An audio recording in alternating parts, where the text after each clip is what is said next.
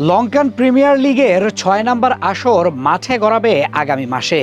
তবে টুর্নামেন্ট শুরুর আগেই অনুষ্ঠিত হয় নিলাম, আর সেই নিলামে অংশ নেয় প্রায় ৫০ জন বাংলাদেশি ক্রিকেটার। যদিও অংশ নেয়া খেলোয়াড়ের তুলনায় খুব বেশি খেলোয়াড় দল পাননি, মাত্র ২ জন ক্রিকেটার জায়গা করে নিয়েছেন লঙ্কান প্রিমিয়ার লিগে। তবে সব মিলিয়ে মোট ৫ জন খেলোয়াড় যাচ্ছেন এবার শ্রীলঙ্কার টুর্নামেন্টে অংশ নিতে। লঙ্কা প্রিমিয়ার লিগের এবারের আসরে বাংলাদেশের ক্রিকেটারদের উপস্থিতি থাকছে বেশ চোখে পড়ার মতো। ড্রাফটে নাম নিবন্ধন করেছিলেন মোট ৪৮ জন বাংলাদেশি ক্রিকেটার, তবে সবার ভাগ্যে দল জোটেনি। শেষ পর্যন্ত ড্রাফট থেকে সুযোগ পেয়েছেন মাত্র ২ জন অলরাউন্ডার, মেহেদী হাসান মিরাজ এবং পেসার হাসান মাহমুদ। তবে ড্রাফটের আগেই সরাসরি চুক্তির মাধ্যমে ৩ বাংলাদেশি ক্রিকেটারকে দলে ভিড়িয়েছিল ফ্র্যাঞ্চাইজিগুলো। তারা হলেন সাকিব আল হাসান, তাসকিন আহমেদ এবং লিটন দাস। ফলে সব মিলিয়ে এবারের এলপিএলে বাংলাদেশের প্রতিনিধিত্ব করবেন ৫ ক্রিকেটার। বাংলাদেশের সবচেয়ে সফল অলরাউন্ডার সাকিব আল হাসান এবং জাতীয় দলের অন্যতম সেরা পেসার তাসকিন আহমেদকে একসঙ্গে দেখা যাবে রেকর্ড ৪ বারের চ্যাম্পিয়ন জাফনা কিংসের জার্সিতে। শিরোপা প্রত্যাশী দলটির শক্তি বাড়াতে গুরুত্বপূর্ণ ভূমিকা রাখবেন এই ২ তারকা।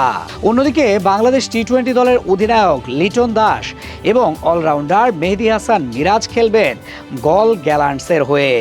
ব্যাট হাতে লিটনের অভিজ্ঞতা এবং মিরাজের অলরাউন্ড নৈপুণ্য গল গ্যালান্টসের জন্য বড় সম্পদ হতে পারে।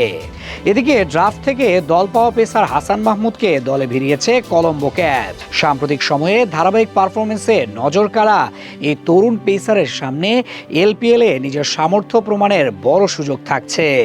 এলপিএল শেষে এবং টুর্নামেন্টের আগে ইংল্যান্ডের কাউন্টি দল কেন্টের হয়েও খেলার কথা রয়েছে তার। তবে এবারের ড্রাফটে বাংলাদেশি ক্রিকেটারদের প্রতি আগ্রহ খুব বেশি দেখা যায়নি।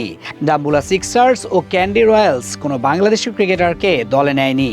তবুও ৫ ক্রিকেটারের অংশগ্রহণ বাংলাদেশের ক্রিকেট প্রেমীদের জন্য আলাদা আকর্ষণ হয়ে থাকবে।